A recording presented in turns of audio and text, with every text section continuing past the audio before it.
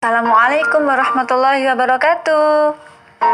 Bagaimana kabarnya anak-anak hari ini? Semoga anak-anak sehat dan selalu diberi kemudahan dan kelancaran dalam belajar tematik. Hari ini kita akan belajar tema 2, subtema 2, muatan bahasa Indonesia, manfaat hewan bagi kehidupan manusia. Sebelum belajar, kita berdoa dulu ya. Jika berdoa, doa tambah ilmu serta minta kemudahan. Bismillahirrahmanirrahim. Allahumma inna nas'aluka ilman nafi'a wa rizqan thayyiba wa amalan mutaqabbala. Rabbi shrah li sadri wa yassir li amri wahlul 'uqdatam min lisani yafqahu qawli.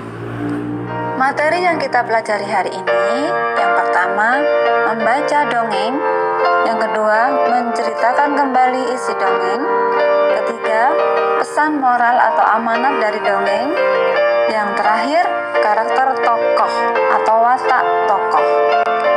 Anak-anakku semua, dalam membaca dongeng itu ada 5 unsur yang harus kalian perhatikan. Yang pertama, lafal, mengucapkan kata maupun frase dengan tepat. Yang kedua, intonasi. Jika kalimat diakhiri dengan tanda titik, maka intonasi suaranya datar. Kalau tanda tanya, intonasi suaranya menurun. Kalau tanda seru, maka intonasi suaranya agak naik. Yang ketiga, ekspresi wajah. Membaca dengan penuh perasaan. Ekspresi wajah harus sesuai dengan isi dongeng. Jika isi dongeng sedih, maka ekspresi wajah harus sedih. Sebaliknya, jika isi dongeng bahagia, maka ekspresi wajahnya harus bahagia. Yang keempat, tanda baca. Saat membaca bertemu dengan tanda koma, berhenti sebentar lalu dilanjutkan kembali. Saat membaca bertemu tanda titik, berhenti kemudian mulai membaca kalimat berikutnya. Terakhir, yang kelima, suara. Saat membaca, suara harus lantang dan dapat didengar oleh pendengar dengan jelas, sehingga pendengar dapat memahami isi dongeng yang kalian baca. Baik-baik ya nak, contoh cara membaca dongeng. Ustazah akan membacakan dongeng Ayam Jago Baru. Pengarangnya anonim.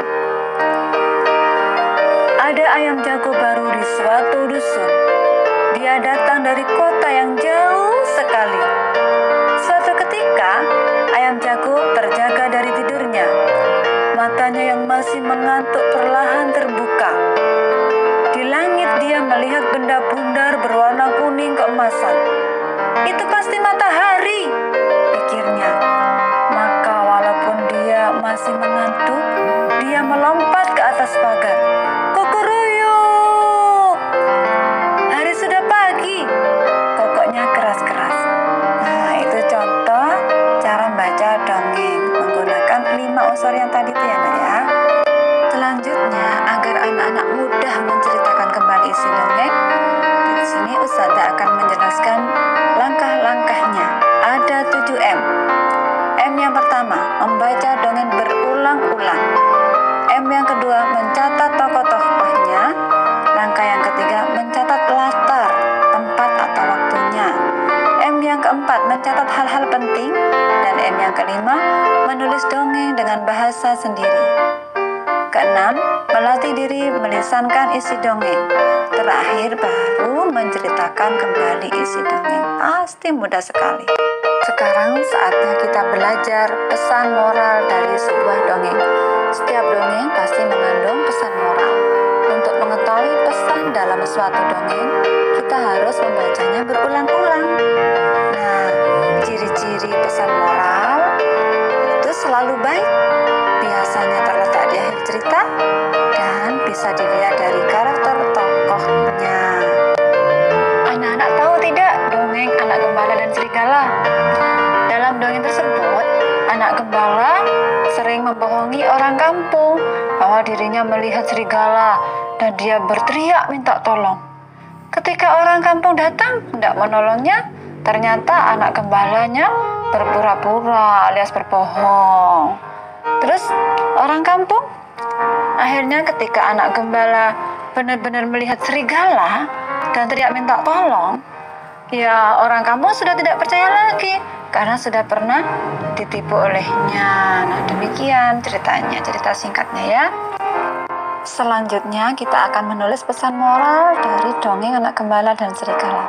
Ustazah sudah menyiapkan kata-kata acak di situ. Ada berkata, pernah walaupun mereka benar lagi dipercaya tidak akan pembohong. Nah, tugasnya anak-anak menyusun kata-kata tersebut menjadi pesan moral yang terdapat dalam dongeng Anak Gembala dan Serigala. Bisa kan? Oke. Ayo, siapa yang sudah berhasil menyusun pesan moral dari dongeng Anak Gembala dan Serigala? Oke, pinter. Gampang kan? Apa pesan moralnya, Nak? Pembohong tidak akan pernah dipercaya lagi walaupun mereka berkata benar. Iya, 100 pinter semuanya. Anak-anak semuanya, masih ingatkah karakter atau watak tokoh dalam subtema 1? Oke, ayo diingat-ingat lagi. Nah, anak perlu paham tahu, tokoh itu adalah orang atau subjek yang menjadi pelaku atau pemeran dalam cerita atau dongeng. Nah, karakter tokohnya itu dibagi 3. Ada protagonis, yaitu tokoh yang berwatak baik. Ada antagonis, wah ini tokoh yang berwatak jahat. Yang satunya lagi, yang ketiga, tritagonis. Nah, tokoh ini sering menjadi penengah antara protagonis dan antagonis. Jadi 3 itu, Nak ya, karakter tokoh. Dalam sebuah dongeng pasti ada karakter tokohnya. Terima kasih anak-anak sudah belajar tematik bersama Ustazah. Belajar apa tadi? Belajar tentang dongeng, muatan bahasa Indonesia, subtema 2. Ada pertanyaan kah? Nah, kalau masih ada pertanyaan, anak-anak bisa melalui WhatsApp atau Google Classroom. Oke? Alhamdulillah, materi hari ini sudah selesai. Materi apa saja hari ini? Ada membaca dongeng, menceritakan kembali isi dongeng, pesan moral, dan karakter tokoh. Ada 4 hal yang harus anak-anak pahami dalam materi pembelajaran hari ini. Gitu ya, Nak ya? Terima kasih. Ustazah akhiri dulu. Sebelum diakhiri, doa selesai belajar. Alhamdulillahirabbil alamin. Demikian, Ustazah mohon maaf, terus semangat, mudah-mudahan anak-anak selalu sehat. Ustazah cukupkan sampai sekian. Assalamualaikum warahmatullahi wabarakatuh.